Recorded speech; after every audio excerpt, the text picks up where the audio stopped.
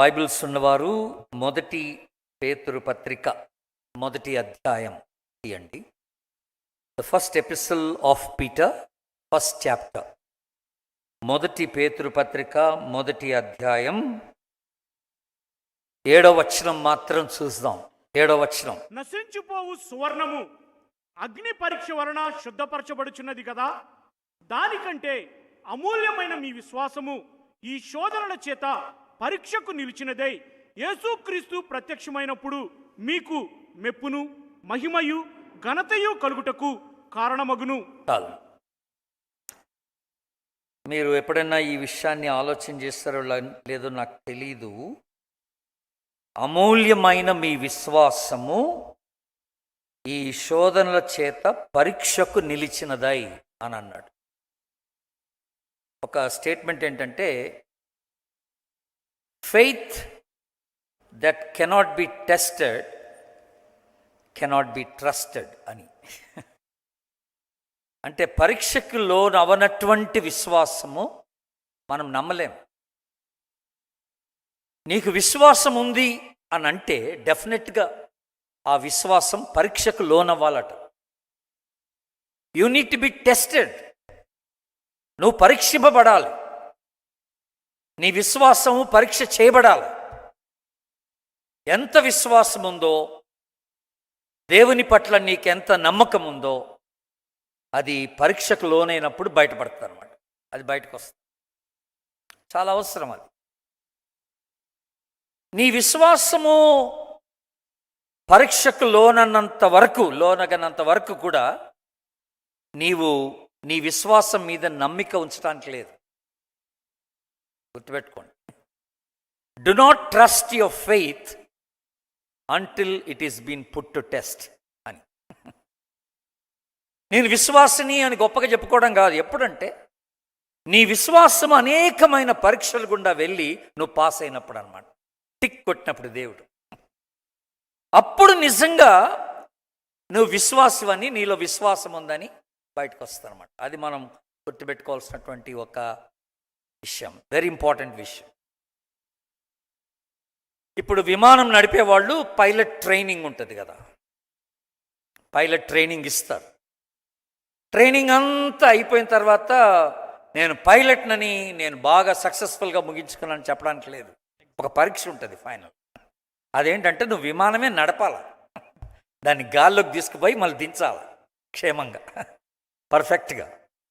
ఆ పరీక్షకు లోనైనప్పుడే you are a real pilot అన్నమాట.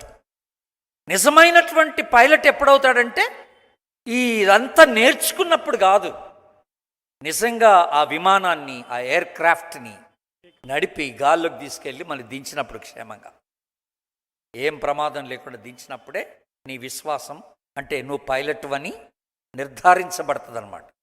గుర్తుపెట్టుకోవాలి. ఒక ఆవిడట ఏదో జబ్బు చేసింది, డాక్టర్ దగ్గరికి వెళ్ళింది. డాక్టర్ అన్నారు ఆపరేషన్ చేయాలన్నారు. ఎన్నడూ ఆపరేషన్ చేయించుకోలేదట ఈమెగారు, అది మొదటిసారి.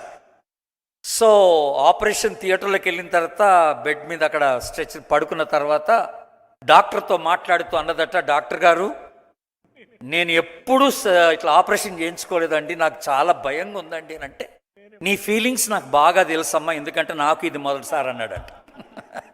నాకు కూడా ఇది మొదటిసారి. నీ భయాన్ని నేను బాగా అర్థం చేసుకోగలను, ఎందుకంటే నేను ఇంతవరకు ఎప్పుడు చేయలేదు. ప్రాక్టీస్ చేయాలి కదా. నువ్వు చదవంగానే సరిపోదు కదా, దాన్ని నువ్వు క్రియల్లో పెట్టిన నాడే నేను విశ్వాసిని చెప్పుకోవడం వల్ల కుదరదండి. ఆ విశ్వాసం పరీక్షకు లోనైన నాడు నిజంగా దేవుని ఎదుట నువ్వు మెప్పు ఘనత నీ కలుగుతుందని ఇక్కడ దేవుని వాక్యం సెలవిస్తుంది. మెప్పు ఘనత మహిమ కలుగుద్దని దేవుని వాక్యం సెలవిస్తూ ఉంది. Very important thing. సాతానుడు మనల్ని శోధించడానికి ప్రయత్నం చేస్తాడు, శోధించి మనల్ని పడేయడానికి ప్రయత్నం చేస్తాడు. దేవుడు మనల్ని పరీక్షించి మనల్ని నిలబెట్టడానికి ప్రయత్నం చేస్తాడు. ఆమెనండి, ఆమె. దేవుడు పరీక్ష చేస్తాడు, సాతానుడు శోధిస్తాడు. దేవుని యొక్క పరీక్షకు లోనైనప్పుడు అది మన మేలు కొరకని మనం గుర్తించవలసిన వారమై ఉంటున్నాం. ఎందుకంటే ఒక దినాన్న ఆ విశ్వాస జీవితంలో మనము స్థిరముగా నిలబడబోతున్నామనే మాట జ్ఞాపకం చేసుకుంటున్నాం అన్నమాట. ఇంకొక మాట, వెరీ ఇంపార్టెంట్ మాట ఏంటనంటే, ఆ faith is measured based on hour obedience. ఇది కూడా ఒకటి ఉంది. మన విధేయతను బట్టి మన విశ్వాసం కొలవబడుతుంది అన్నమాట. నువ్వు దేవుని యందు ఎంత విధేయత చూపిస్తున్నావో దాన్ని బట్టి నీ విశ్వాసము దేవుని పట్ల ఎంత ఉన్నది అనేది అది అంచనా వేయబడుతుంది అన్నమాట. గుర్తుపెట్టుకోవాల్సినటువంటి మాట. అందుకనే నీ విధేయతకు మించి నీ విశ్వాసం ఉండదు. Your faith cannot exceed your obedience అనే మాట. It cannot exceed your obedience. ఒకడు బలులను అర్పణలు అర్పించుట కన్నా దేవుని మాటకు లోబడుట శ్రేష్టం అన్నాడు. 1 సమూయేలు 15:22. దేవుని మాటకు లోబడుట శ్రేష్టం. అందుకే నేను అన్నాను, ఇంకొక మాట కూడా మనం చెప్పాల్సిన మాట ఏంటంటే, మనం ఇంట్రడక్షన్లో ఈ విశ్వాసము మనం మాట్లాడే మాటల్ని బట్టి కొలవబడదు, కానీ మనం చేసే క్రియల్ని బట్టి కొలవబడుతుంది అన్నమాట. Faith is measured not on what we say but on what we do అనే మాట. మనం ఏం మాట్లాడుతున్నాం అనేది కాదు అక్కడ. మాటలు చాలా మాట్లాడతాం క్రైస్తవులు. ప్రార్థన గురించి చాలా చెప్తాం కానీ ప్రార్థన చెయ్యం. చర్చ్ గురించి మనకి బాగా తెలుసు కానీ ఆరాధనకి రాం. కానుకలు ఇవ్వాలని బాగా చెప్తాం కానీ మనం 10వ వంతు ఇవ్వం. ఆ మినిమం 10వ వంతు కూడా దేవునికి ఇవ్వం మనం. బైబిల్ దేవుని వాక్యం అని చెప్తాం కానీ ఈ బైబిల్ని చదవం, బైబిల్కి టైం ఇవ్వం మనం. కనుక నీ మాటలు కాదు, నీ క్రియలు నీ విశ్వాసానికి సూచనగా ఉంటున్నాయని మనము జ్ఞాపకం చేసుకోవాల్సినటువంటి మాట. రొలాండ్ లెవెల్ అని ఒక ఆయన ఇవాంజలిజం మీద ఒక బుక్ రాశాడు. ఆయన సవార్థీకరణము అనే అంశం మీద ఒక పుస్తకం రాశాడు. ఆ పుస్తకంలో ఆయన బ్యూటిఫుల్గా ఏం పెడతాడంటే, క్రైస్తవుల్లోనట 20% మంది ప్రార్థన చేయరట. అసలు గుర్తుపెట్టుకోండి, 25% మంది వాక్యం చదవరట. 30% మంది అసలు మందిరానికి వెళ్ళరు, ఆరాధనకి వెళ్ళరట. 40% మంది 50% మంది లేదా సండే స్కూల్కి వెళ్ళినటువంటి అనుభవంలో ఉండవట. 60% మంది వాళ్ళు వారం మధ్యలో జరిగే కార్యక్రమాలకి వెళ్ళరట. 60% మంది. 70% మంది మిషనరీ సేవకు ఇవ్వడం అనేది ఉండదట. 70% మంది. 80% మంది ప్రేయర్ మీటింగ్స్కి రారట, కానీ వేరే మీటింగ్స్కి వెళ్తారట. ప్రార్థన అంటే రారట. ఎవరు? 80% మంది. 90% మందిలో కుటుంబ ప్రార్థన ఉండదన్నాడు ఆయన. 95% మంది ఆత్మల్ని రక్షించరు అని అన్నాడు ఆయన క్రైస్తవుల్లో. ఇప్పుడు ఇంత మిగిలింది ఏంట్రా అంటే 5% అన్నమాట వాస్తవంగా దేవుడు ఆశించినట్టుగా క్రైస్తవ జీవితాన్ని జీవిస్తున్నటువంటి వారని మనం జ్ఞాపకం చేసుకుంటున్నాం. మనందరం ఏం చెప్తామంటే అబ్రహాము విశ్వాసులకు తండ్రి అంటాం. అది మనం పెట్టిన టైటిల్, బైబిల్ పెట్టిన టైటిల్ కాదు. బైబిల్ పెట్టిన టైటిల్ ఏంటంటే జనములకు తండ్రి అన్నాడు. ఫాదర్ ఆఫ్ ద నేషన్స్ అని అన్నాడు. అనేకమైనటువంటి జనాంగాలు, ప్రజా గుంపులకు ఆయన విశ్వాసులకు ఆయన తండ్రిగా ఉంటాడని, ఆ విశ్వాసులకు తండ్రిగా ఉంటాడని జ్ఞాపకం చేయబడింది అనమాట. మనందరికీ తెలిసినట్టుగా రోమా 4:18 జనములకు తండ్రి, రోమన్స్ 4:18 అనే మాట మనం చూస్తున్నాం. ఎందుకు ఇతడు విశ్వాసములకు మనందరం విశ్వాసులకు తండ్రి అని అబ్రహాముని ఎందుకు పిలుస్తున్నాం? ఎందుకంటే ఇతని విశ్వాసము పరీక్షకు లోనైంది. ఈ బైబిల్ స్కాలర్స్ ఏమంటారంటే, బైబిల్ మొత్తంలో దాదాపుగా 308 సార్లు అబ్రహాముని గురించిన ప్రస్తావన జరిగిందట. అంటే ఒక వ్యక్తిని గురించినటువంటి ప్రస్తావన అన్నిసార్లు బైబిల్లో లిఖించబడటం, దట్ సంథింగ్ వెరీ యూనిక్. అది ప్రత్యేకం అన్నమాట. అది 308 సార్లు అబ్రహాముని గురించి బైబిల్ మాట్లాడుతుందంటే మీరు అర్థం చేసుకోండి ఆయన విశ్వాసము ఎంత పెద్దదో మనం అర్థం చేసుకోవాలి. క్రొత్త నిబంధన స్టార్టింగే అబ్రహాంతో స్టార్ట్ అవుద్ది. మీరు మత్తయి సువార్త 1వ అధ్యాయం 1వ వచనం చూస్తే అబ్రహాంతోనే స్టార్ట్ అవుద్ది అది. ఇంకా ఆశ్చర్యం ఏంటంటే లేవీయులు అందరి కలిసి ఒక స్థలములో ప్రార్థన చేస్తున్నప్పుడు మీరు ఒకసారి నెహెమ్యా గ్రంథం తీయండి. అక్కడ ఒక చక్కని మాట మీకు జ్ఞాపకం చేస్తాను. నెహెమ్యా గ్రంథం 9వ అధ్యాయం, the book of Nehemiah, 9th chapter 407 6వ వచనం నుండి 407 పేజీ నెంబర్. నీవే యెహోవా, నీవే ఆకాశమును మహాకాశములను వాటి సైన్యమును భూమిని దానిలో ఉండునది అంతటిని సముద్రములను వాటిలో ఉండునది అంతటిని సృజించి వాటినన్నిటినీ కాపాడువాడవు. ఆకాశ సైన్యమంతయు నీకే నమస్కారం చేయుచున్నది.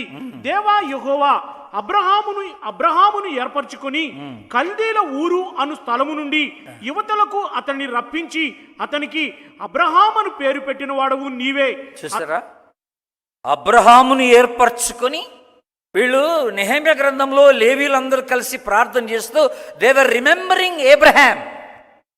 వాళ్ళు ఎవరిని జ్ఞాపకం చేసుకున్నారు?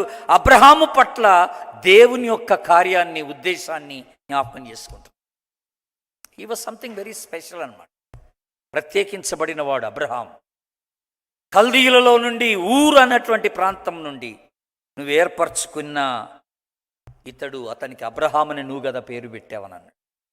అబ్రహాము అంటే జనములకు తండ్రి, జనములకు తండ్రి అని నువ్వు కదా పేరు పెట్టావన్నాడు.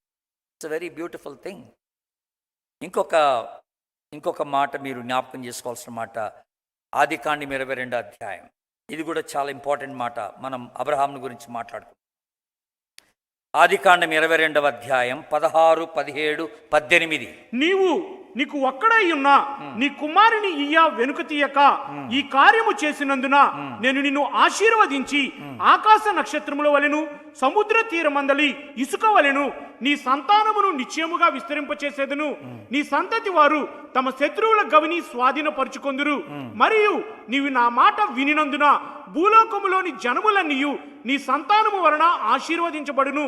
నా తోడని ప్రమాణము చేసి ఉన్నానని యెహోవా సెలవిచ్చిన. నేను మీరు ఎప్పుడన్నా ఈ మాట ఆలోచన చేస్తారా? యెహోవా అబ్రహాముకి వాగ్దానం చేస్తూ ఏమని వాగ్దానం చేశాడు? నా తోడు అన్నాడు. ఆయన పేరట దేవుని యొక్క నామమున అక్కడ ప్రామిస్ చేసినట్టుగా ఉంది. దేవుని బిడ్డల, దేవుని నామమున swearing on God's own name, swearing on God's own name అంటే ఈ మాట నేను తప్పను అని, నీ పట్ల నేను చేసే ఈ వాగ్దానం తప్పిపోనని చెప్పడానికి నేనే నా పేరట నా తోడని నేను వాగ్దానం చేస్తున్నాను అన్నాడు దేవుడు. That's something very nice. దేవుడు తన యొక్క ఉనికిని గురించి మాట్లాడుతూ ఇంకొక మాట, మనం లోపలికి వెళ్ళడానికంటే ముందుగా ఇంట్రడక్షన్ ఇదంతా కూడాను. యోహాను సువార్త 8వ అధ్యాయం, యోహాను సువార్త 8వ అధ్యాయం 56వ వచనాన్ని చూడండి దయచేసి. 56. మీ తండ్రి అయిన అబ్రహాము నా దినము చూతునని మిగుల ఆనందించను, అది చూచి సంతోషించను అనెను. చాలండి. తర్వాత 58. యేసు అబ్రహాము పుట్టక మునిపే నేను ఉన్నానని మీతో నిశ్చయముగా చెప్పుచున్నానని. ఏంటి అసలు ఇక్కడ అబ్రహాముని గురించిన ప్రస్తావన ఎందుకు? అసలు నేను ఎప్పటి నుంచో ఉన్నానంటే అయిపోద్ది కదా కదా. ఆదాము పుట్టక మునిపే నేను ఉన్నానంటే అయిపోద్ది కదా. మరి ఆదాము మాట ఎందుకనలేదు? సంథింగ్ అంటే అబ్రహాం చాలా ప్రత్యేకమైనటువంటి వాడు అనమాట. తన విశ్వాసం గొప్పది దేవుని పట్ల. అందుకనే ఏ దైవజనులు వాళ్ళు హిస్టరీ, ఇశ్రాయేల్ చరిత్రను గురించి మాట్లాడితే వాళ్ళు అబ్రహాము గురించి మాట్లాడకుండా ఉండలేకపోయారు. దేవుని బిడ్డలారా, ఈ తర్వాత పుస్తకం మీరు గమనించండి. స్టెఫెన్, యాక్ట్స్ చాప్టర్ 7, అపోస్తుల కార్యముల గ్రంథం 7వ అధ్యాయం, అపోస్తుల కార్యముల గ్రంథం 7వ అధ్యాయం 2వ వచనం. అందుకు స్టెఫను చెప్పినదేమనగా, సహోదరులారా, తండ్రులారా, వినుడి. మన పితరుడైన అబ్రహాము హారానులో కాపురం ఉండక మునుపు మెసొపొతేమియాలో ఉన్నప్పుడు మహిమగల దేవుడు అతనికి ప్రత్యక్షమై. చాలండి. ఎక్కడ స్టార్ట్ చేశాడు స్టెఫెన్ ప్రసంగం? ఎక్కడ స్టార్ట్ చేశాడంటే అబ్రహాం యొక్క intervention, God's intervention to Abraham, in the life of Abraham. Abraham జీవితంలో దేవుని కార్యం, మెసొపొతేమియాలో ఉన్నటువంటి ఆ యొక్క జీవితాన్ని ఇక్కడ జ్ఞాపకం చేస్తున్నాడు. దేవుడు తనకి ప్రత్యక్షమైనటువంటి జీవితాన్ని ఇక్కడ జ్ఞాపకం చేస్తున్నట్టుగా ఉంది. లాజరు చనిపోయి అబ్రహాము రొమ్మున ఆనుకొనెను అని ఉంటుంది బైబిల్లో. అబ్రహాము రొమ్మున ఆనుకొనెను, లూకాసు వార్తలు చూస్తాం 16వ అధ్యాయం కదా. బ్యూటిఫుల్ ఇవన్నీ కూడా. అలాగే యెషయా గ్రంథం 41వ అధ్యాయం 8వ వచనంలో దేవుని యొక్క స్నేహితుడు అని పేరు పొందుకున్నాడు. యాకోబు పత్రిక 2:23లో కూడాను దేవుని స్నేహితుడు అబ్రహాం, ఫ్రెండ్ ఆఫ్ గాడ్ అనే మాట. యెషయా 41:8, యాకోబు 2:23లో మనం చూస్తాం దేవుని స్నేహితుడని పేరు పొందుకున్నాడు. దాదాపుగా 75 సంవత్సరాలు అబ్రహాము ఈ బిలీవ్డ్ ఇన్ పాలిథిస్టిక్ రిలీజన్ అంటారు. పాలిథిస్టిక్ రిలీజన్ అంటారు. అంటే అనేకమైనటువంటి దేవుళ్లను పూజించేటువంటి ఒక మతాన్ని నమ్మాడనమాట Abraham. He was an idol worshipper, విగ్రహారాధికుడు అబ్రహాం ఒకప్పుడు. ఆయన ఉన్న టైంలో ఆయన నమ్మింది ఏంటి, ప్రజలు నమ్మింది ఏంటంటే ప్రతిదానికి ఒక దేవుడు ఉంటాడని నమ్మారన్నమాట వాళ్ళు. అబ్రహాం కూడా అలాగే నమ్మాడు. యుద్ధానికి ఒక దేవుడు, స్వస్థతకు ఒక దేవుడు, కాన్పుకు ఒక దేవుడు, హార్వెస్ట్ కోత కోయడానికి ఒక దేవుడు, ప్రయాణాలకు ఒక దేవుడు, సముద్రానికి ఒక దేవుడు, ఆకాశానికి ఒక దేవుడు, గాలికి ఒక దేవుడు, వర్షానికి ఒక దేవుడు, మన పశువులకు పంటకు ఒక దేవుడు, లేకపోతే పర్వతాలకు ఒక దేవుడు, నదులకు ఒక దేవుడు. ఇలాగా ప్రతి దానికి ఒక దేవుడు ఉన్నాడని నమ్మారన్నమాట ఆ దినాల్లో. ఇప్పుడు కూడా మనం గమనిస్తే ఈవెన్ ఆ దినాల్లో ఇంకొక మాట ఏంటంటే ప్రతి జనాంగానికి ఒక దేవుడు. Every people group has got a God అనే మాట. ఇప్పటికీ మనం హిందూయిజంలో అదే చూస్తాం కదా, 3 కోట్ల దేవతలు అంటున్నాం మనం. ఎందుకని? ప్రతిదానికి ఒక దేవుడు ఉన్నాడని వాళ్ళు నమ్మారనమాట. ఆ దినాల్లో సుమెనిజం అని అంటారు. అబ్రహాం ఉన్నటువంటి దినాల్లో సుమెనిజం గాడ్స్ అని అంటారు. దాదాపుగా 3000 దేవతలు ఉండేయట, దేవతలు. ఆ 3000 దేవుళ్ళు దేవతలో రెగ్యులర్గా ఈ అబ్రహాం కాలంలో ఉన్నటువంటి వారట 300 దేవతల్ని ఆరాధన చేసేవాళ్ళట రెగ్యులర్గా. అలాంటి ఒక వాతావరణంలో నుండి ఎదిగినటువంటి వాడు. అబ్రహాము దినాలు అలాంటి దినాలుగా ఉండినాయి అన్నమాట. అలాంటి దినాలుగా ఉండినటువంటి టైంలో దేవుడు అబ్రహాముని పిలుచుకున్నాడు. దేవుడు అబ్రహాముని పిలుచుకున్నాడు. నేను ఈ రోజున విశ్వాసం పరీక్ష చేయబడాలి అనేటువంటి అంశాన్ని గురించి మాట్లాడుతూ అబ్రహాము యొక్క విశ్వాసము 4 విషయాల్లో ఎలాగ పరీక్ష చేయబడిందో చెప్పాలని నేను ప్రేరేపించబడుతున్నాను. 4 విషయాల్లో అబ్రహాము జీవితం పరీక్ష చేయబడింది. His faith was tested in 4 areas. అది మనం చూడబోతున్నాం. ఈ అబ్రహాము జీవితం యొక్క విశ్వాసాన్ని మనం చూస్తున్నప్పుడు, ఆ పరీక్షకు లోనైన విశ్వాసాన్ని చూసినప్పుడు మనం ఎక్కడున్నాం, మనం ఎలాంటి పరీక్షకు లోనవుతున్నాం, మన విశ్వాసం ఎంతగా ప్రభు పట్ల ఉన్నది అనేది కూడా మనం ఆలోచన చేసుకోవడం very very important. The very first thing, మొదటి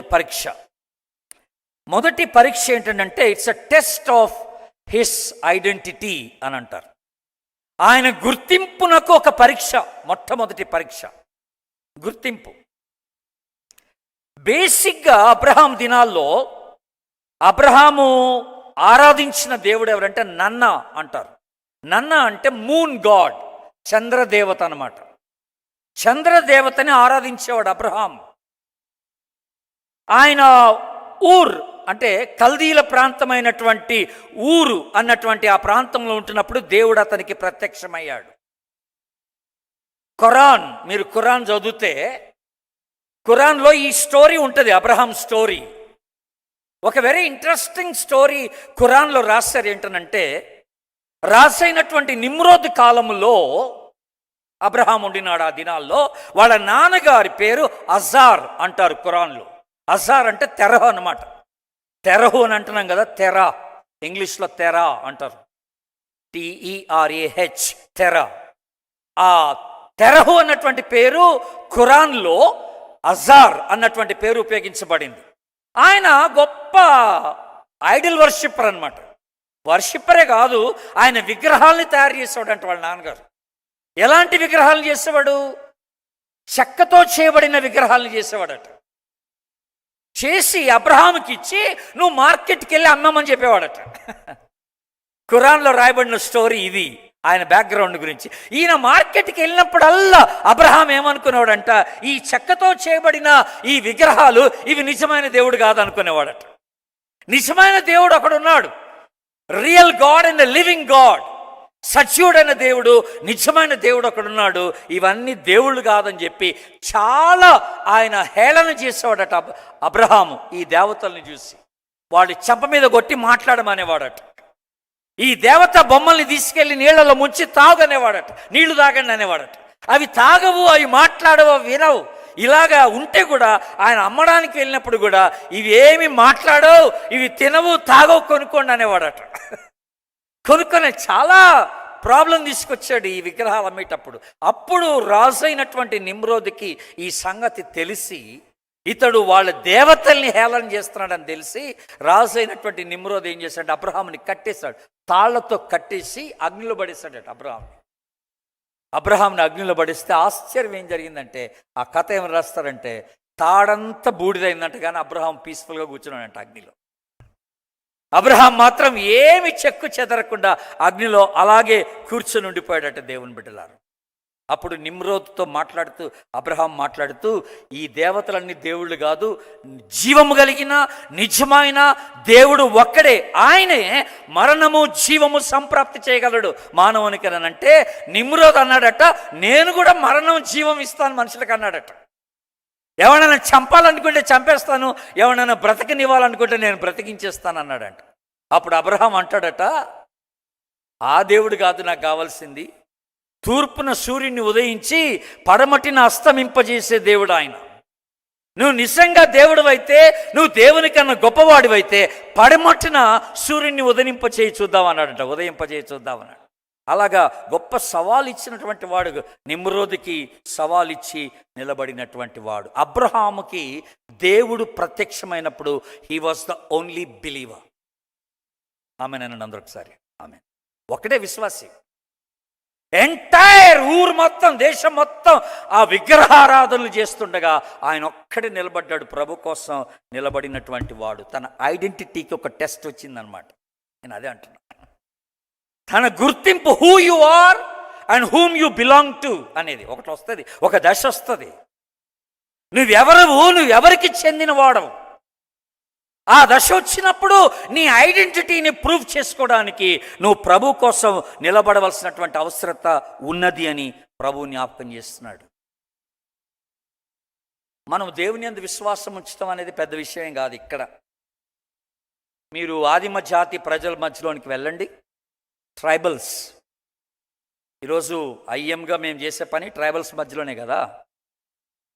ఈ ట్రైబల్స్ వాళ్ళు ఎవరైనా ప్రభుని నమ్ముకొని వాళ్ళ పద్ధతులను వదిలేసుకొని, వాళ్ళ ఆచారాలను వదిలేసుకొని యేసునందు విశ్వాసం ఉంచి ముందుకొచ్చారంటే అదొక పెద్ద డెసిషన్ అనమాట, పెద్ద నిర్ణయం. అది కారణం ఏంటో తెలుసా? ఇమ్మీడియట్గా వాళ్ళకి జరిగేది ఏంటంటే, ఆ విశ్వసించిన వ్యక్తిని వెలివేస్తారు, వాళ్ళ సమాజంలో నుండి వెలివేస్తారు.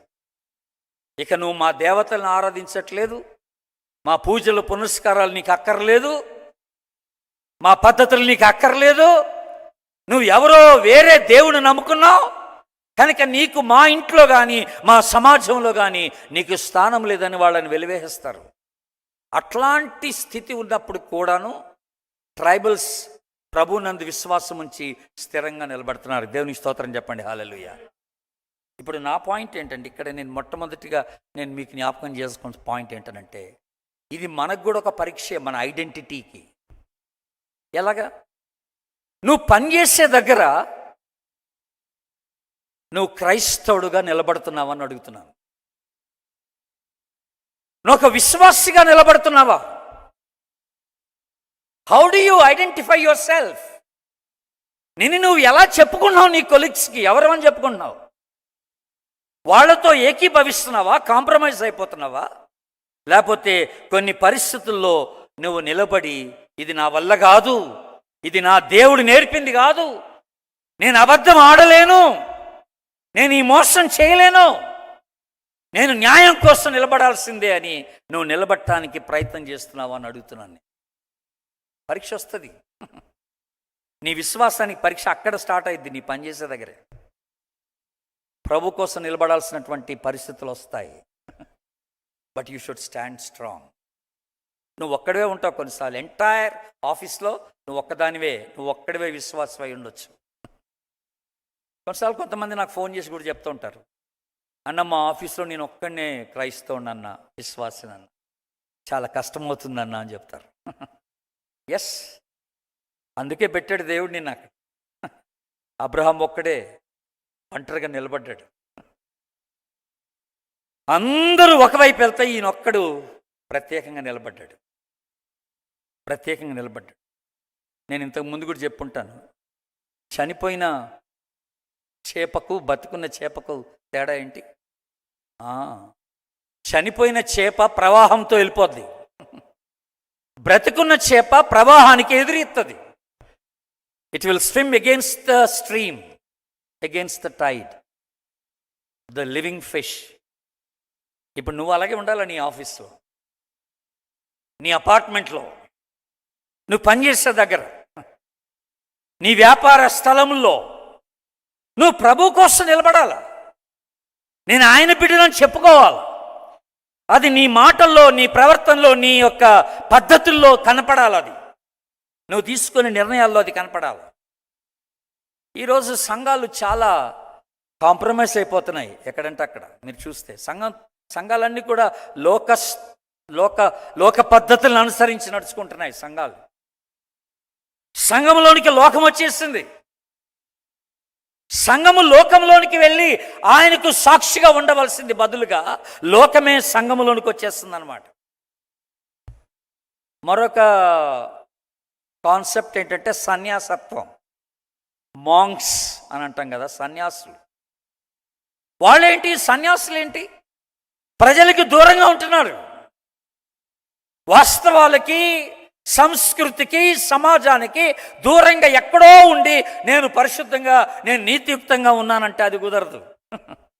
నువ్వు అందరితో ఉన్నప్పుడు నీ యొక్క వ్యక్తిత్వం అనేది బయటపడాలి, నీ గుర్తింపు అనేది బయటపడాలని దేవుడు జ్ఞాపకం చేస్తూ ఉన్నాడు. దేవుని బిడ్డలారా, అలాగుందా? మరి నీ సంగతి అలాగే ఉందా? కాంప్రమైజ్ అయిపోతున్నావా?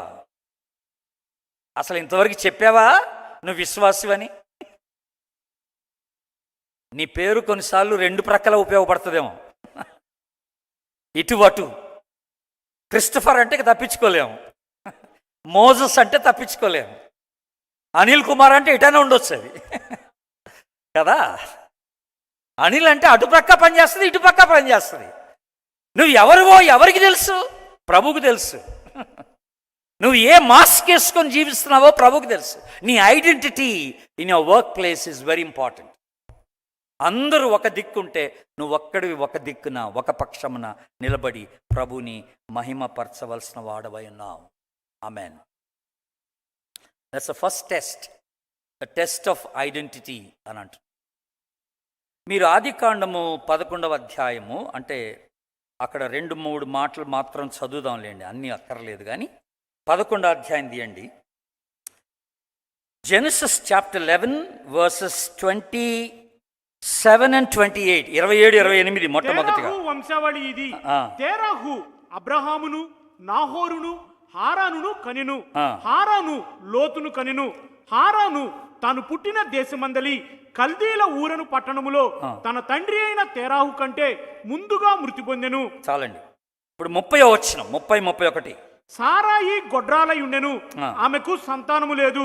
తేరాహు తన కుమారుడగు అబ్రహామును, తన కుమారుని కుమారుడు అనగా హారాను కుమారుడగు లోతును, తన కుమారుడగు అబ్రహాము భార్య అయిన సారాయి అని తన కోడలిని తీసుకొని కానానుకు వెళ్ళుటకు కల్దీల ఊరను పట్టణములో నుండి వారితో కూడా బయలుదేరి హారాను మట్టుకు వచ్చి అక్కడ నివసించిరి. నెక్స్ట్. తేరాహు బ్రతికిన దినములు 205 తేరాహు హారానులో మృతి పొందెను. చాలండి, ఇప్పుడు స్టోరీ తెలిసిందా? తెరహు అబ్రహాం తీసుకొని తన మనవణ్ణి తీసుకొని బయలుదేరి శారాన్ని తీసుకొని కోడల్ని బయలుదేరి ఊరను ప్రాంతం నుండి కనానునకు బయలుదేరి కనానునకు వెళ్ళడానికంటే ముందుగా హారాన్లో దిగారట. అక్కడ సెటిల్ అయిపోయారు. హారాన్లో పాయింట్ అది. అక్కడ హారాన్లో సెటిల్ అయిపోయిన తర్వాత దాదాపుగా 205 సంవత్సరాలు అక్కడ తెరహు బ్రతికి చనిపోతాడు. అక్కడ ఆ చనిపోయిన పిమ్మట దేవుని యొక్క పిలుపు ఇప్పుడు నెక్స్ట్ అబ్రహాంకి వస్తూ ఉందన్నమాట. అక్కడ అప్పటికే అబ్రహాం విశ్వాసి, ప్రభునందు విశ్వాసం ఉంచిన వాడు, జీవం కలిగినటువంటి నిజమైనటువంటి దేవుణ్ణి ఎరిగినటువంటి వాడు. ఇప్పుడు రెండవ టెస్ట్ ఒకటి వచ్చింది అబ్రహాం. సెకండ్ టెస్ట్ ఇదేంటంటే the test of his faith. తన విశ్వాసానికే ఒక పరీక్ష, పెద్ద పరీక్ష.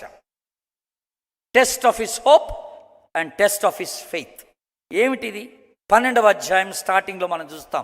మొదటి వచనం. యెహోవా నీవు లేచి నీ దేశము నుండి నీ బంధువుల యొద్ద నుండి నీ తండ్రి ఇంటి నుండి బయలుదేరి నేను నీకు చూపించు దేశమునకు వెళ్ళుము. చాలండి, అసలు ఏ క్లూ లేకుండా దేవుడు నేను నీకు చూపించు దేశానికి వెళ్ళమంటే ఇక్కడ బాగా సెటిల్ అయిపోయాడు.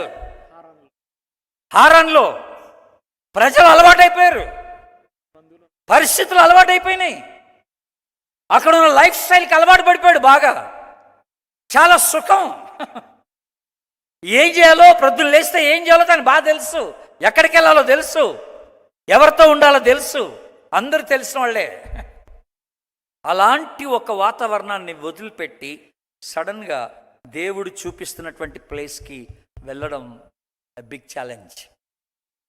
ఆ ప్లేస్ కూడా చూపించలేదు. నువ్వు అమెరికాకి వెళ్ళాలంటే బాగుండేది. ప్లేస్ ఏం చెప్పలేదు దేవుడు, బయలుదేరమన్నాడు. నీ తండ్రి ఇంటిని వదిలేయి, నీ దేశాన్ని వదిలేయి, నీ బంధువులను వదిలేయి. అంటే ఇప్పుడు ఈ వదిలేయి వదిలే వదిలే అనే మాటలు మనం మాట్లాడుతున్నప్పుడు ఏంటి ఇక్కడ దేవుడు అంటుంది ఏంటో తెలుసా అండి? నీ కంఫర్ట్ జోన్ వదిలేయమంటున్నాడు అనమాట. ఈ సుఖపరమైన పరిధి ఉంది చూసారా, నాకు ఇక్కడ బాగా ఉందండి, చాలా బాగుంది, సెటిల్ అయిపోయాను. ఇప్పుడు మనలో కూడా కొంతమంది ఆంధ్ర వెళ్ళమంటే వెళ్తాం ఏంటి? వెళ్ళా. దేవుడు ఆంధ్రాకి నీకు జాబ్ ఇస్తే వెళ్తావా? వెళ్ళా. ఇప్పుడు బెంగళూరు బాగా నచ్చింది, వాతావరణం బాగుంది, ఇక్కడ ప్రజలు బాగున్నారు, మంచి అమాన చర్చ ఒకటి దొరికింది మనకి బాగా ఆధ్యాత్మికంగా ఎదగడానికి. ఇంకెక్కడికి వెళ్తాం మనం? దేవా నువ్వు ఏమన్నా చేయి, నీ కాళ్ళు పట్టుకుంటా, ఇక్కడి నుంచి మాత్రం నన్ను పంపబాకంట, ఇక్కడి నుంచి మాత్రం నన్ను పంపబాకు, నేను ఇక్కడే సెటిల్ అయిపోతాను. అట్లాగే ఆంధ్ర నుంచి ఇక్కడ రావడం కూడా పెద్ద ప్రశ్న అయింది కొంతమందికి. అక్కడ బాగా సెటిల్ అయిపోయి ఉంటాం కదా, ఇంకో ప్లేస్కి వెళ్ళాలంటే కష్టం. అసలు దేవుడు అబ్రహాముని ఎంత హైలైట్ చేశాడంటే తన జీవితంలో ఈ విశ్వాసాన్ని బట్టే, విశ్వాసానికి పరీక్ష గెలిచాడు, ఈ పరీక్ష గెలిచాడు.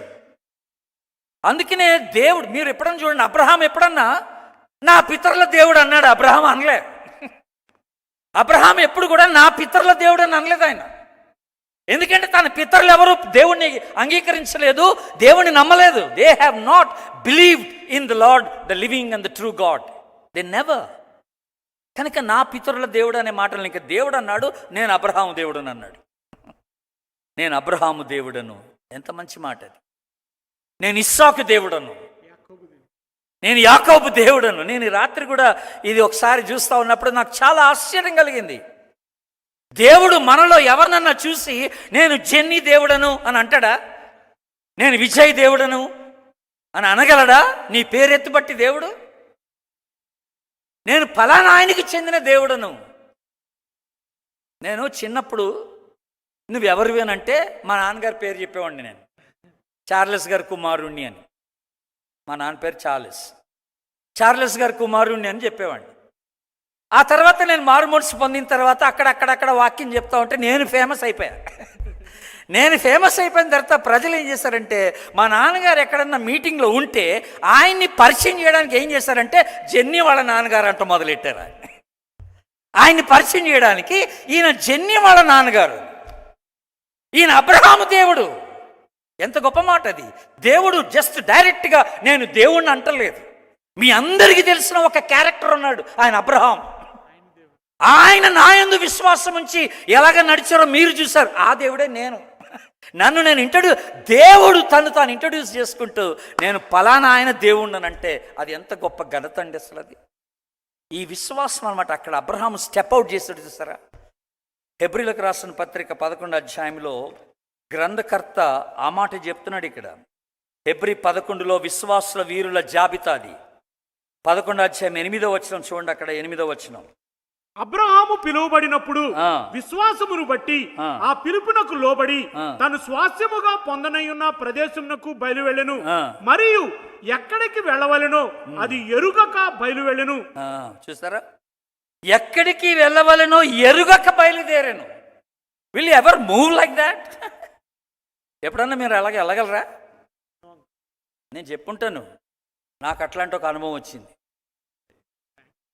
ఫస్ట్ టైం 2005లో నేను ఇక్కడికి రావడానికి ప్రయత్నం చేస్తున్నప్పుడు బెంగళూరుకి, మీలో కొంతమందికి తెలుసు అనుకుంటా, గుర్తుంటే ఉండొచ్చు. నేను ఇక్కడ ఏప్రిల్ నెలలో వచ్చాను. 2005లో వచ్చి ఒక ఇల్లు చూసుకున్నాను. మళ్ళీ మే నెలలో వచ్చి ఆ ఇంట్లోకి రావాలి, ఫ్యామిలీ అంతటితో రావాలి. నేను వెళ్ళేటప్పుడు ఇక్కడ మా ఫ్రెండ్కి చెప్పాను, నాతో పాటు ఐఎంలో పనిచేస్తున్న ఒక బ్రదర్కి చెప్పాను, ఐఎం నుండి అడ్వాన్స్ తీసుకొని ఆ ఇంటి అతనికి ఇచ్చేయండి, నేను నెక్స్ట్ మంత్ వచ్చేస్తున్నాను. ఇంటికి వెళ్ళిపోయాను, అంతా ప్యాక్ చేసేసుకున్నాము. లారీ బయలుదేరింది. ఇంకా మేము మా ఇంటి దగ్గర చాలామంది, ఒక 100 మంది పైన ఉన్నారు మమ్మల్ని సెండ్ ఆఫ్ చేయడానికి ఖమ్మంలో. అందరితో మాట్లాడుతున్న టైంలో నాకు కాల్ వచ్చింది. లారీ వెళ్ళిపోయింది ఆల్రెడీ. బెంగళూరు నుంచి కాల్ వచ్చింది ఏంటంటే ఇల్లు లేదని. నేను అడ్వాన్స్ లేటుగా కట్టడం వల్ల వెళ్తే ఆయన ఇల్లు లేదని చెప్పేశాడు, కనుక ఇల్లు లేదన్నాడు. Can you imagine? తెల్లవారి మేము అక్కడ ల్యాండ్ అవుతాం, అందరం బెంగళూరుకి వచ్చేస్తాం, నా పిల్లలతో పాటు. నేను సామాన్ వచ్చేస్తుంది, లారీ సామాన్. మాకు ఇల్లు లేదు ఇక్కడ. ఇప్పుడు ఎక్కడికి వెళ్ళాలి, ఎక్కడ దిగాలి? ఈ లారీ వాడికి ఎక్కడ సామాన్ దించమని చెప్పాలి? It's a big question of move. విశ్వాసానికి పెద్ద పరీక్ష అది. ఖమ్మంలో మా ఇల్లు చర్చి ప్రక్కనే ఉంటుంది. అందరూ మా ఇంట్లో ఉండి సెండ్ ఆఫ్ చేయడానికి హడావిడి చేస్తూ ఉంటే మా ఇంట్లో వాళ్ళకి కూడా తెలియదు. నేను ఒక్కడిని చర్చ్లోకి వెళ్ళి ప్రార్థన చేస్తూ ఏడ్చేశాను. నువ్వు కదా ప్రభా నన్ను బెంగళూరు వెళ్ళమంది, మరి ఏంటి ఇప్పుడు ఇల్లు లేకుండా చేస్తావు, ఎక్కడికి వెళ్ళాలని ప్రార్థన చేస్తాను. నా పిల్లల్ని తీసుకొని, నా భార్యను తీసుకొని నేను ఎలాగెళ్ళాలి? చాలా ఏడ్చాను. 15 నిమిషాలు ఏడ్చి బయటకు వచ్చాను. ఇంటికి వచ్చి డిసప్పాయింటెడ్గా డిప్రెషన్లో ఉండి అటు కూలిపోయాను చైర్లో. మా చిన్న పాప నా దగ్గరకు వచ్చి భుజం ఇచ్చేసి, daddy don't worry, God will make a way అంది. 5 మినిట్స్లో నాకు మళ్ళీ కాల్ వచ్చింది. అదే బ్రదర్ నాకు కాల్ చేసి, నేను ఇంకొక ఇల్లు చూశాను, ఆ ఇంట్లో మధ్య గదిలో నిలబడి ఉన్నాను, తీసుకోవాలా వద్దా అన్నాడు. ఇక వద్దా అనే ప్రశ్న లేదు, జస్ట్ టేక్ ఇట్ అన్నాను. వాడికి అడ్వాన్స్ ఇచ్చి తీసేసుకో అన్నాను. ఆ ఇల్లు ఎలాగుంటుందో కూడా తెలియదు, ఆ రూమ్స్ ఎలాగుంటుందో తెలీదు, ప్రాంతం ఎలాగుంటుందో తెలీదు, ఏరియా ఎలాగుంటుందో తెలీదు. జస్ట్ బై ఫెయిత్ అనమాట. We just landed next morning. ఆ ఇంట్లో దాదాపుగా 5 సంవత్సరాలు ఉన్నాం మేము దిగిన ఇంట్లోనే. కొన్నిసార్లు చాలా కష్టం అండి విశ్వాసంతో వేయడం అంటే, అడుగేయటం అంటే. అది కూడా నీ సామాన్ అంతా నీకంటే ముందు వెళ్ళిపోయినప్పుడు. నీకంటే ముందు నీ సామాన్ వెళ్ళిపోద్ది చూసావా, అప్పుడు ఉంటుంది మజా.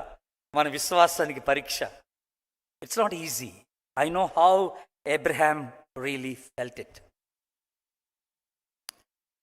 ఈ హెబ్రీ పత్రిక 11 అబ్రహాంకు ఒక గొప్ప నిరీక్షణ. అబ్రహాం లైఫ్ని మనం ఆలోచన చేస్తే హెబ్రీ పత్రిక 11వ అధ్యాయం 10వ వచనం చూడండి. 10వ వచనం, దేవుడు దేనికి శిల్పియు నిర్మాణకుడనై ఉన్నాడో పునాదులు గల ఆ పట్టణము కొరకు అబ్రహాము ఎదురు చూచుచుండెను. చూసారండి, అబ్రహాం యొక్క నిరీక్షణ అంతా ఎక్కడ ఉందంటే ఆ రాబోతున్నటువంటి పరలోక పట్టణం మీద ఉంది ఆయన నిరీక్షణ. అడుగడుగునా దేవుడు వెళ్ళమన్న స్థలానికి నేను వెళుతూ ఫైనల్గా నా యొక్క డెస్టినేషన్ ఏంటంటే నేను పరలోకం చేరుకోవడమే. 16వ వచనం అదే అధ్యాయం. అయితే వారు మరి శ్రేష్టమైన దేశమును అనగా పరలోక సంబంధమైన దేశమును కోరుచున్నారు. ఆ. అందుచేత తాను వారి దేవుడనని అనిపించుకొనుటకు దేవుడు వారిని చూసారా? అసలు ఈ స్టేట్మెంట్ విన్నారా? నేను వారి దేవుడునని అనిపించుకున్నట్టుకు దేవుడు సిగ్గుపడలేదట. ఆమెనండి అందరూ ఒకసారి. ఆమేన్. అసలు వాట్ ఏ ఫెంటాస్టిక్ ఫెయిత్ అండి. ఈ 11వ అధ్యాయంలో వివరించబడిన ఆ విశ్వాసుల జాబితాను మనం చూస్తే వాళ్ళందరి విషయంలో దేవుడు నేను వారి దేవుడునని చెప్పుకోవడానికి దేవుడు సిగ్గుపడలేదట. నీ విషయంలో దేవుడు సిగ్గుపడుతున్నాడా? I don't mind telling that I belong to this person అని. నేను ఈ వ్యక్తికి చెందిన వాడనని చెప్పుకోవడానికి దేవుడు సిగ్గుపట్టలేదంటే షబాష్, నీ విశ్వాసం గొప్పదన్నమాట. నీ విశ్వాసం గొప్పదన్నమాట. ఏ టెస్ట్ ఆఫ్ ఫెయిత్. విశ్వాసానికి పరీక్ష, అది పెద్ద పరీక్ష. కొన్నిసార్లు దేవుడు మూవ్ అవ్వమంటాడు, మూవ్ అవ్వాలా? కదలిపోతే ఎలాగా? విశ్వాసానికి పరీక్ష ఇది. ఇంపాసిబుల్, నా వల్ల కాదు ప్రభు అంటే నీ విశ్వాసం ఎక్కడో దెబ్బతింటుంది. జాగ్రత్త. ఎక్కడికి వెళ్ళినా నీతో ఉండగలిగిన వాడు ప్రభు ఉన్నాడు. ఆమె నన్ను నేను బలపరుస్తాడు, నేను వాడుకుంటాడు, నీకు సహాయం చేస్తాడు, నేను అనేకులకు ఆశీర్వాదకరంగా నిలబెడతాడు. అక్కడ యు నీడ్ నాట్ వరీ. దేవుడు ఏమైనా పొరపాటు చేస్తాడు అనుకుంటా, సారీ నేను అనుకోలేదు ఇలాగ అంటాడా? దేవుడు ఎప్పుడు అండు ఇలాగ అయిపోతుంది అనుకోలేదని అండు ఎప్పుడు. He knows what is doing. ఆయన ఏం చేస్తున్నాడు అని బాగా తెలుసు దేవునికి. కనుక నీ విషయంలో దేవుడు నీ విశ్వాసానికి పరీక్షగా నీతో ఒక మాట చెప్తున్నాడంటే నువ్వు ఆ పరీక్షలో నువ్వు గెలవాల్సిందే, పరీక్షలో గెలవాల్సిందే. సెకండ్ టెస్ట్ ఇది. సెకండ్ టెస్ట్ ఏంటంటే test of faith itself. మొదటిది ఏమన్నాను? Test of identity. తన గుర్తింపునకు పరీక్ష వచ్చింది ఫస్ట్. రెండవది తన విశ్వాసమునకు పరీక్ష వచ్చింది రెండవది.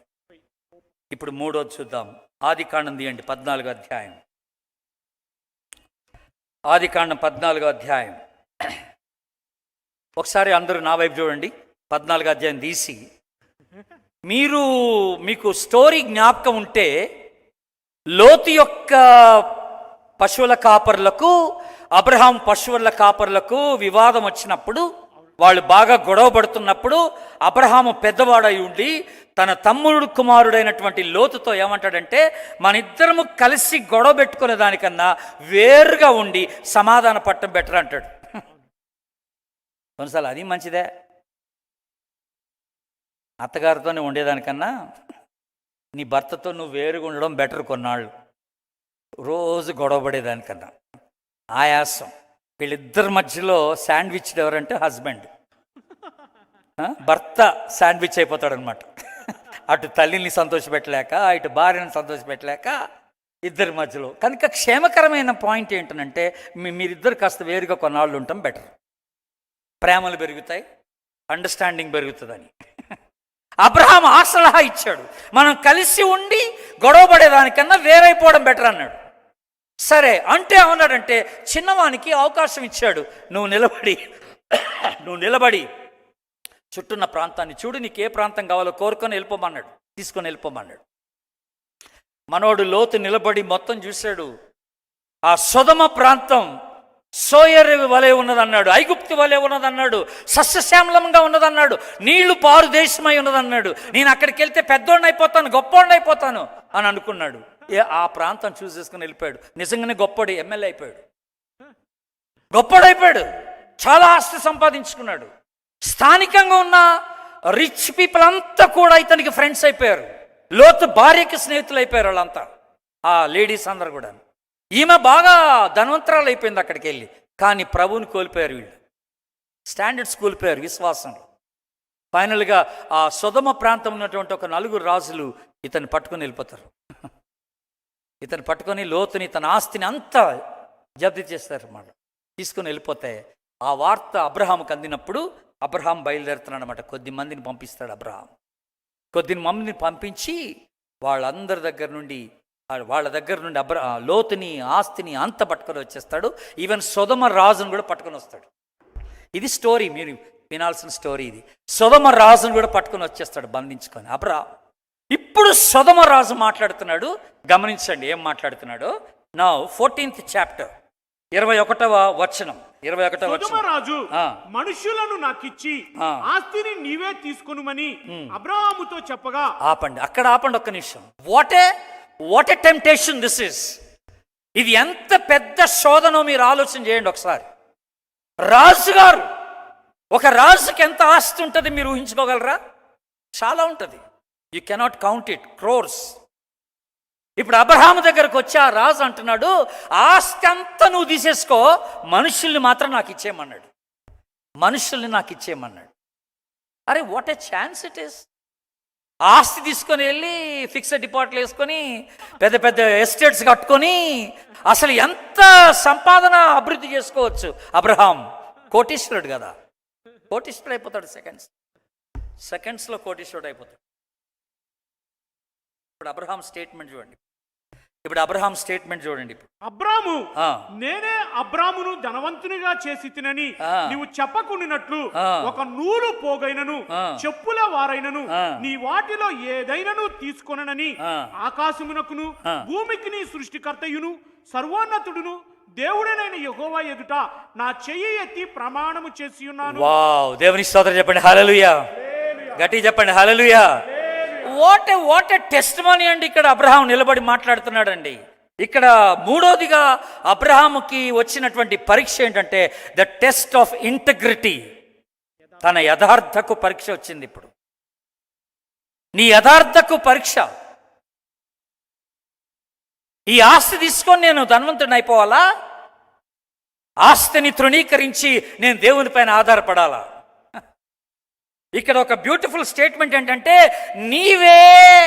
నేనే అబ్రహాముని ధనవంతుని చేసిస్తున్నానని రేపు నువ్వు 10 మందికి చెప్పకూడదు. నేను ధనవంతుని అయిపోతే నువ్వు అందరికి ఏం చెప్తాడో, నేను చేయబట్టేనయ్యా వాడు ఈరోజు ఆ స్థితిలో ఉన్నాడు అని అంటావు.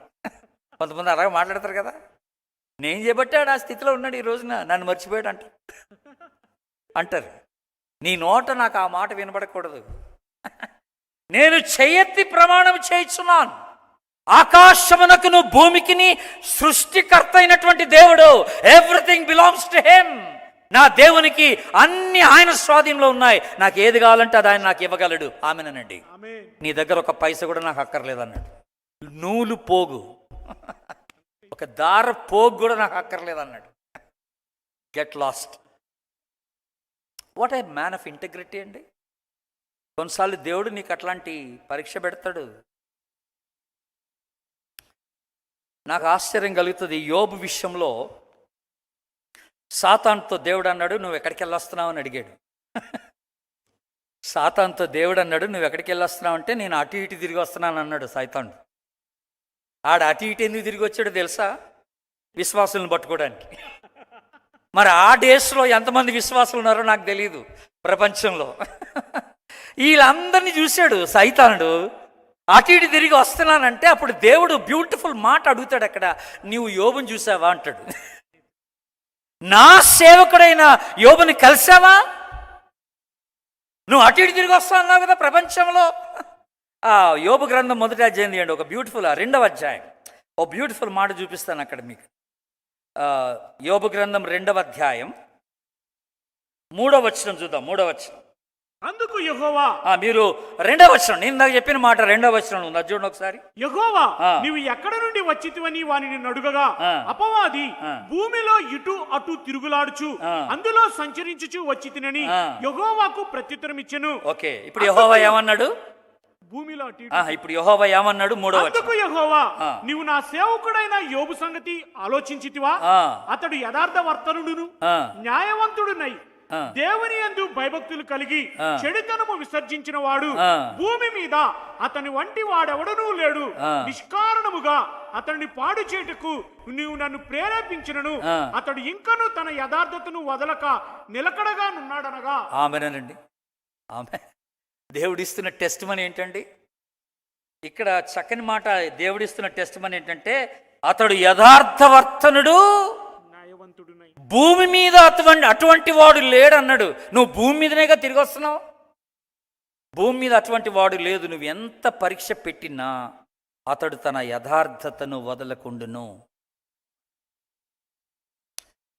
ఈరోజు విశ్వాసంగా మన స్టాండ్స్ ఏంటి ఇక్కడ మన యథార్థత విషయంలో?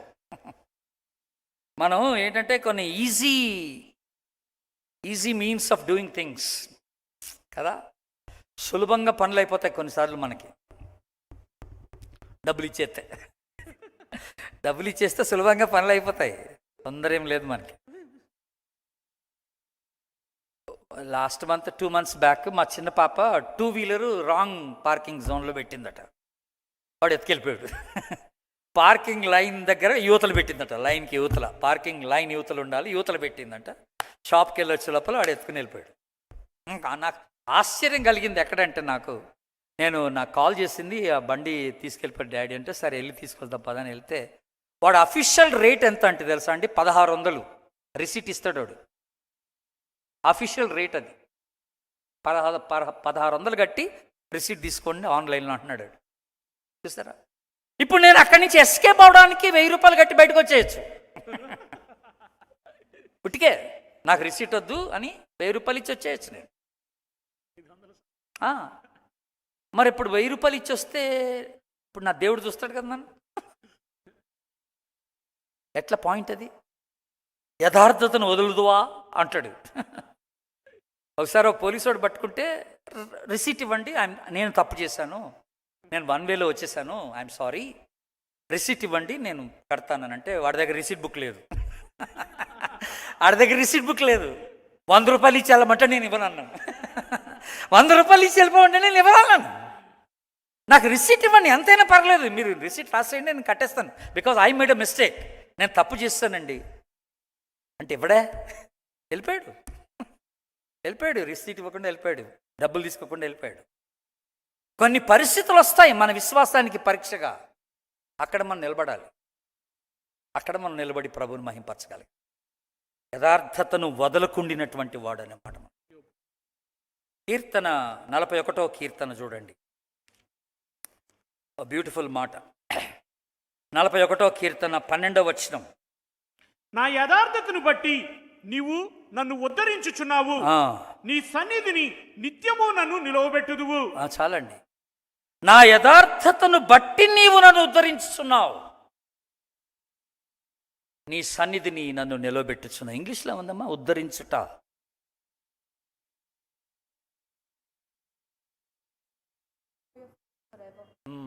అప్హోల్డ్ మీ అన్నమాట. నన్ను ఎత్తిపడుతున్నావు, నన్ను అభివృద్ధి చేస్తున్నావు, అదనమాట పాయింట్ అక్కడ. ఉద్ధరించుతున్నావు అంటే నన్ను ఆశీర్వదించుతున్నావు, నా యథార్థతను బట్టి నీవు నన్ను ఆశీర్వదించుతున్నావు. చూసారా, నీ సన్నిధిలో నేను నిందారహితంగా నిలబడటానికి నాకు అవకాశం ఉంటుంది అనమాట. సంగతి అది. యథార్థతను నేను వదలకుండినప్పుడు నీ సన్నిధిలో నేను నిందారహితంగా ఉండడానికి. అబ్రహాం పాయింట్ ఏంటంటే ఇక్కడ,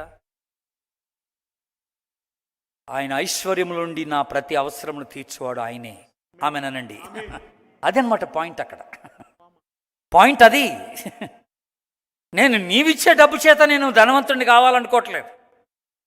నా దేవుడు నన్ను ఆస్తిపరునిగా చేయటానికి సమర్థుడు. ఆమేన్.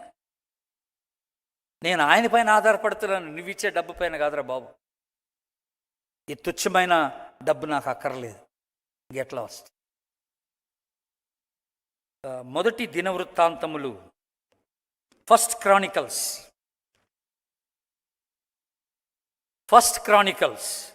359 పేజ్ నెంబర్, పాత నిబంధనలో 359, 29వ అధ్యాయం 17వ వచనం. నా దేవా, నీవు హృదయ పరిశోధన చేయుచు యథార్థవంతులు యందు ఇష్టపడుచున్నావని నేను ఎరుగుదును. చాలండి. నువ్వు హృదయ పరిశోధన చేస్తూ యథార్థవంతుల యందు నువ్వు ఇష్టపడుచున్నావు. God delights, he rejoices in the people of integrity. అర్థమవుతుందా? Test of integrity. మన యథార్థకు పరీక్ష వస్తుంది కొన్నిసార్లు. నిలబడాలి. ఇది అడగడం మిమ్మల్ని అందరినీ కొంచెం ఇబ్బంది పాలు చేసినట్టు అవుద్ది, కానీ గుర్తు చేస్తాం. ఎక్స్పీరియన్స్ ఎంత రాస్తున్నారేటి జాబ్ ఇంటర్వ్యూకి వెళ్ళినప్పుడు? అది యథార్థతకు గుర్తే. మా బామర్ది భార్య ఉంది, ఆమె ఇక్కడ జాబ్ కోసం వచ్చినప్పుడు ఎక్స్పీరియన్స్ అడుగుతున్నారని చెప్తే ఆ మంది నేను రాయనంది. 3 సంవత్సరాలు పెట్టాలట అన్నా అంది. మరి ఏం చేస్తామంటే నేను రాయనంది. సంవత్సరమే రాస్తా, వాళ్ళు ఇస్తే ఇచ్చారు లేటలేదా. దట్స్ కాల్డ్ ఇంటిగ్రిటీ అనమాట. ఎవడో చూస్తున్నప్పుడు కాదు కదా, దేవుని దృష్టిలో నేను ఎలాగుండాలి. దేవుడు నాకు శ్రేష్టమైనది ఇస్తాడు. ఈ రోజున ఇది నేను వదులుకుంటే. ఆ రోజు అబ్రహాం ఏం చేస్తాడో తెలుసా? లోతుకు చెప్పాడు, నీకు ఏది కావాలో తీసుకోమని. శ్రేష్టమైన భాగం తీసుకొని వెళ్ళిపోయాడు లోతు. మరి మిగిలింది ఏంటి అక్కడ? మీరు ఆ తర్వాత మీరు 19వ అధ్యాయం మీరు ఇంటికి వెళ్ళి చదవండి. ఆ 14వ అధ్యాయం 19వ అధ్యాయం. దేవుడు మళ్ళీ అబ్రహాంతో అంటాడు, నువ్వు చుట్టూ చూడమంటాడు 4 దిక్కుల, ఆ ప్రాంతం అంతా నేను నీకు ఇచ్చేస్తానంటాడు. ఆయన కోల్పోయింది ఏది కూడా నిజంగా కోల్పోలేదు అబ్రహాం. దేవుడు అన్నీ మళ్ళీ తిరిగి ఇచ్చేస్తాడు ఆయన. That's how a God is. మన దేవుడు అలాగే పనిచేస్తాడు, గుర్తుపెట్టుకోండి. ఫైనల్గా ఇంకొక టెస్ట్, ఫైనల్ టెస్ట్ ఇది. ఏమిటిది? ఇస్సాకు కాదు, నువ్వు ఇస్సాకు అని చెప్తావు నాకు తెలుసు. You're right, Isaac. The test of dependence అని అంటున్నాం. The test of dependence. ఆయన పైన మనం ఎంతగా ఆధారపడుతున్నాం, నమ్మిక ఉంచుతున్నాం అనడానికి పరీక్ష ఏంటనంటే, ఇక్కడ అబ్రహాంకి నీకు నేను ఒక్క కుమారుణ్ణి నాకు బలిగా ఇచ్చేయమన్నాడు. నా హోప్ అంతా వీడే, నా నిరీక్షణ అంతా వీడే. వీడిపైన నేను ఆధారపడి ఉన్నాను. వీడే నా బ్రెడ్ విన్నర్. వీడు లేకపోతే నేను బ్రతకలేను. లాస్ట్ దశలో నాకు వీడినిచ్చి మళ్ళీ తిరిగి తీసేసుకుంటానంట. ఏంటి ప్రభా, నేను ఎక్కడ పోవాలి ఇప్పుడు? How do I live? అసలు వెరీ ఇంట్రెస్టింగ్ ఏంటంటే, ఈ విషయాలు ఎక్కడ కూడా అబ్రహాం దేవుడిని ప్రశ్నించలేదు. ఎక్కడ ప్రశ్నించలేదు. ఏమంటే ఇచ్చాడు వెళ్ళి మోరియా పర్వతాల మీద. 3 దినాల ప్రయాణం కుమారుడిని తీసుకొని. 3 దినాల్లో ఏదో ఒక రోజున వీళ్ళిద్దరు మాట్లాడుకుంటా ఉంటే మనసు మారి వెళ్ళిపోదాం పరా అని ఉండొచ్చు ఈజీగా. వెనక్కి వెళ్ళిపోదాం పదా, నిన్నెక్కడ కోల్పోతాను నేను. ఆడు ఎన్ని ప్రశ్నలు అడుగుంటాడో యంగ్ మ్యాన్. నా వల్ల కాదు, నేను ఇవ్వలేను, పదా నేను తర్వాత దేవునితో మాట్లాడతాలే, ఏదో చేస్తాను, ఆయన కాళ్ళు పట్టుకుని అడుగుతా, నువ్వు ఇంకెవడన్నా ఇవ్వని ఇచ్చేస్తాను, నా కుమారుడు మాత్రం కాదు. ఎంత టెంప్టేషన్ వచ్చి ఉంటుందండి 3 రోజుల ప్రయాణంలో. అదే ప్రయాణం అంటే ఫ్లైటా కాదు, అది నడిచి డే అండ్ నైట్ వాళ్ళిద్దరు కలిసి నడుస్తూ ఉంటే ఎన్ని ప్రశ్నలు వచ్చి ఉంటాయి. తన మనసు ఎంత గాయపడి ఉంటుంది, ఎంత ఆయాసపడి ఉంటుంది. ఈ కార్యం నేను చేయాలి కదా అని. మనం ఇవన్నీ ఆలోచించట్లేదు. అడగంగానే ఇచ్చాడంటే ఏంటి, ఎలాగిచ్చాడు? తన టెస్ట్ చేయబడింది బాగా, తన డిపెండెన్స్ టెస్ట్ చేయబడింది. నా ఆధారం ఆయనే, ఆమెనేనండి, మనుషులు కాదు. నీకు పిల్లలు లేకపోయినా పర్వాలేదండి, నీ పిల్లలు లేకపోయినా పర్వాలేదు. మా ఫౌండర్ ఉన్నాడు, థియోడోర్ విలియమ్స్, ఈఎం ఫౌండర్. ఆయనకి పిల్లలు లేరు. ఒక రోజున ఆయనతో కూర్చొని భోజనం చేస్తూ ఉన్నప్పుడు, అప్పుడు నాకు కొత్తగా పెండ్లైంది. పెండ్లైన 4 సంవత్సరాల వరకు నాకు పిల్లలు లేరు. నా పిల్లలు లేరప్పుడు ఆయనతో కూర్చొని భోజనం చేస్తున్నాను. నన్ను అడిగాడు, నీకు ఎంతమంది పిల్లలు అని. నేను గబుక్కను 100 మంది అన్నాను. ఎందుకంటే అప్పుడు నేను పోలియో పిల్లల మధ్య పనిచేస్తున్నా. ఒక రిహాబిలిటేషన్ సెంటర్లో పోలియో పిల్లలు 100 మంది ఉన్నారన్నమాట. వాళ్ళే నా పిల్లలని చెప్పా. నీకు ఎంతమంది పిల్లలు అంటే 100 మంది అన్నాను. అంటే అప్పుడు ఆయన వెంటనే అన్నాడు, this is the blessing God gives jenny అని అన్నాడు. దేవుడిచ్చే ఆశీర్వాదం ఇదే. మనకి స్వయాన పిల్లలు లేనప్పుడు ఆధ్యాత్మికమైన పిల్లల్ని దేవుడు అనేకంగా ఇస్తాడు. దేవునికి స్తోత్రం. కానీ భవిష్యత్ అంతా ఆయన చేతిలో ఉంది. ఆయన చూసుకుంటాడు. పిల్లలు లేకపోతే ఏంటి? ఉండి చూసుకొని వాళ్ళు ఉన్నారు, నిన్ను ఓల్డేజ్ హోమ్లో పడేసి. ఇక లేకపోతే ఏంటి? ఓల్డేజ్ హోమ్లో ఉన్నా చూడాల్సింది ఆయనే, ఇక్కడ పిల్లలు లేకపోయినా చూడాల్సింది ఆయనే. ఆమెనండి. అలాంటప్పుడు బాధే ఉంది ఇంకా. 46వ యెషయా గ్రంథం 46 చూడండి ఒక మాట. యెషయా గ్రంథం 46 4వ వచనం. ముదిమి వచ్చు వరకు నిన్ను ఎత్తుకొని వాడను నేనే, తల వెంట్రుకలు నెరయు వరకు నిన్ను ఎత్తుకొని వాడను నేనే, ఆ. నేనే చేసి ఉన్నాను. ఆ. చంక పెట్టుకుని వాడను నేనే, నిన్ను ఎత్తుకొనుచు రక్షించు వాడను నేనే. వీటన్నిటికీ ఆమెనండి. ఆమేన్. ముదిమి వచ్చు వరకు, వెంట్రుకలు నెరయ వరకు నిన్ను ఎత్తుకొని వాడును నేనే. నిన్ను ఎత్తుకొనుచు రక్షించు. ఇంకేమైనా డౌట్ ఉందా? దేవుని మీద డౌట్ ఏమైనా ఉందా? పలానోళ్ళు ఉంటే నాకు ఆధారం అని అనుకోవటానికి ఏం లేదు ఇక్కడ. ఇప్పుడు మనం చాలామంది ప్రియులను కోల్పోయాం కోవిడ్ సీజన్లో. తండ్రులను కోల్పోయిన వారు ఉన్నారు, పిల్లల్ని కోల్పోయిన వారు, భార్యల్ని భర్తల్ని కోల్పోయిన వారు ఉన్నారు. Don't worry, God is ever present with you. దేవుడు ఎప్పుడు మీతో ఉన్నాడనే మాట జ్ఞాపకం చేసుకోండి. He takes care of you. మీ పిల్లల్ని ఆయనే చూసుకుంటాడు, నీ భర్త నీ భార్య ఆయనే చూసుకుంటాడు. You need not worry about that. ఈయన ఎప్పుడు ఆ విషయంలో చింతపడలేదు. 44వ అధ్యాయం యెషయా గ్రంథం, 44వ అధ్యాయం 2-3 వచనాలు. నిన్ను సృష్టించి గర్భములో నిన్ను నిర్మించి నీకు సహాయము చేయువాడైన యెహోవా ఇలాగు సెలవిచ్చుచున్నాడు. నా సేవకుడు వగు యాకోబు, నేను ఏర్పరచుకొనిన యెషూరును భయపడకుము. నేను దప్పిగల వాని మీద నీళ్లను, ఎండిన భూమి మీద ప్రవాహ జలములను కుమ్మరించెదను. నీ సంతతి మీద నా ఆత్మను కుమ్మరించెదను. నీకు పుట్టిన వారిని నేను ఆశీర్వదించెదను. చాలండి. Take this promises. ఈ వాగ్దానాలు తీసుకోండి. God will bless us. ఆయన ఆశీర్వదిస్తే ఎప్పటికీ ఆశీర్వాదకరంగా ఉంటుంది. నీ ఆశీర్వాదం నుండి నా కుటుంబము నిత్యము ఆశీర్వదించబడాలని ప్రార్థన చేయండి. ప్రభువా, మీరు ఆశించిన రీతిలో నా విశ్వాస పరీక్షలో నేను స్థిరంగా నిలబడినట్లుగా, నేను పాస్ అగునట్లుగా నీ కృప నాకు దయచేయండి ప్రభు అని అడగాల. ఈ రోజున ప్రశ్న, 2 ప్రశ్నలు మనం వేసుకోవాలా. ఈజ్ యువర్ ఫెయిత్ టెస్టెడ్ అని. నీ విశ్వాసం పరీక్షకు లోనవుతుందా అని అడుగుతున్నాను. ఈ పరీక్షలో నువ్వు పాస్ అవుతున్నావా అని అడుగుతున్నాను. God bless you.